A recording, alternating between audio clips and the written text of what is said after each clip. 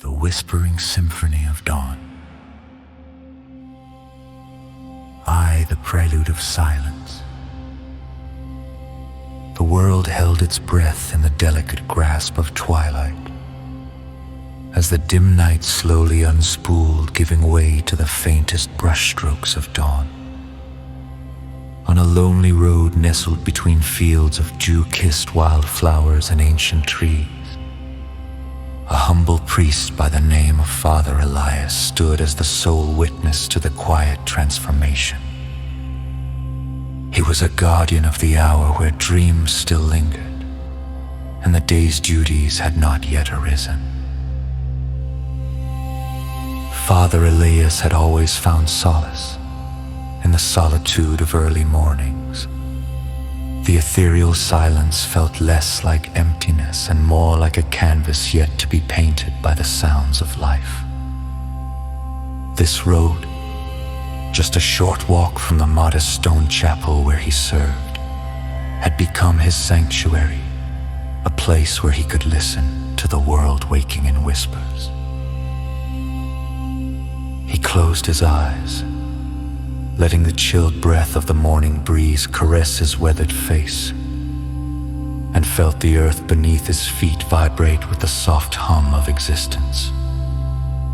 Here, amidst the silence, the wind began to play its symphony, weaving through the trees and across the fields, a song as ancient as the earth itself. Somewhere within its melody, Father Elias could discern a voice that seemed to echo from the very heart of the world. There is suffering, the wind seemed to intone, as if the earth itself were confiding in him. Each gust was a verse, a prayer carried from far-off lands, whispered through the boughs of trees, murmuring comforts for those whose burdens remained hidden beneath the surface of their daily lives. Elias, with his heart tuned to the divine, listened intently. He could feel the presence of those unseen, the souls who carried the weight of their struggles in silence. It was for these souls, the lonely, the grieving, the destitute, that he prayed every morning. As the wind wrapped around him, he felt a whisper touch his heart, soft and yet profound, the essence of hope threading through the air. For every tear shed in darkness, it promised, there is a seed of light waiting to bloom. The words, like seeds themselves, planted hope deep within the fertile soil of his soul.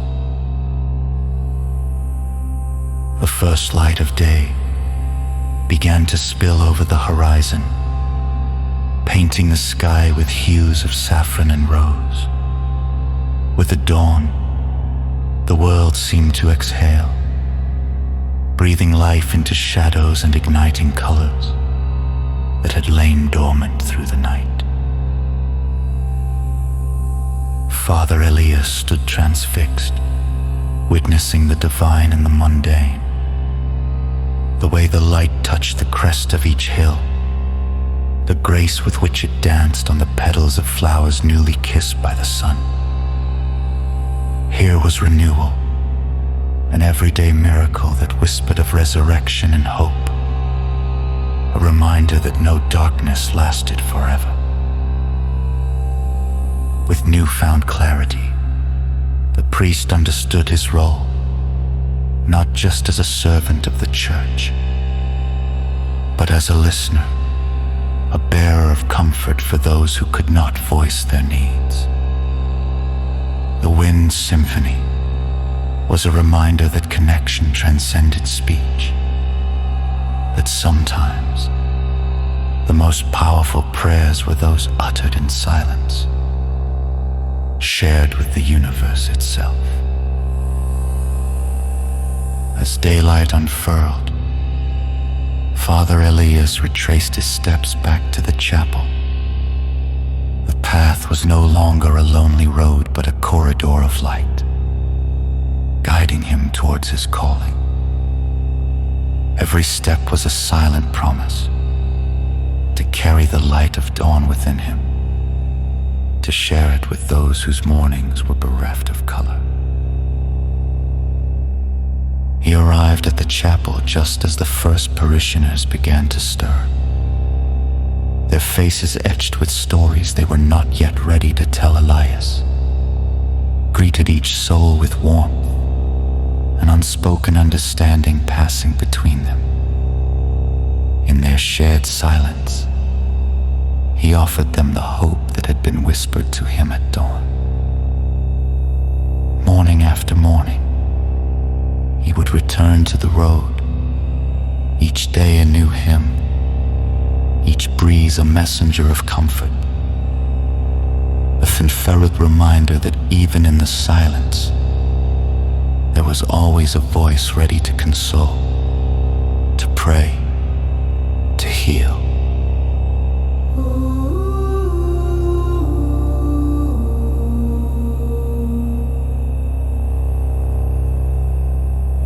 With the chapel filled with the gentle hum of whispered prayers and the sun streaming through stained glass windows, Father Elias felt the weight of the wind's message settle within him.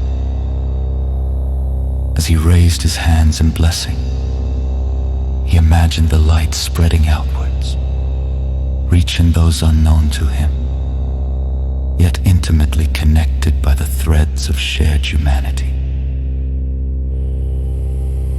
In the symphony of dawn, he found his own prayer, a simple melody of gratitude for the light and promise of new beginnings. It was this prayer that he carried with him, a beacon of hope for those lost in the shadows, as he whispered his own hymns to the morning sky.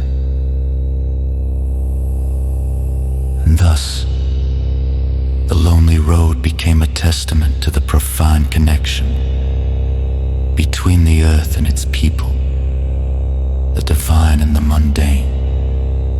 Each morning a renewal, a testament that even the faintest whispers could become symphonies of comfort and grace.